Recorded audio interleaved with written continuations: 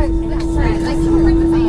right behind her house, and then about a little bit. And I was like, no, it was like for like 40 hours. And I was like, Ella's not eating dinner. It's not Valentine's Day. And I was like, somebody's on fireworks. And Ella's like, yeah, it's fireworks. I was like, okay.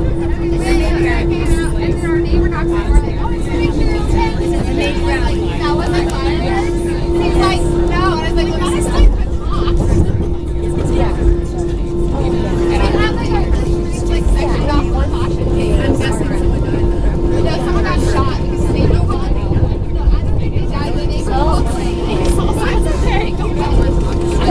I shouldn't be laughing, but I saw like 8 teenagers run down the sketch street. I'm like, what is going on?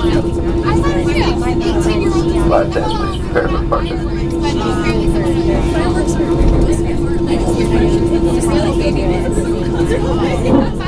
didn't know that. In Nebraska, Missouri, they Cabin secure? Oh, so it's always Probably in your neighborhood. No, just kidding. They're always good too. I don't live in the nicest neighborhood.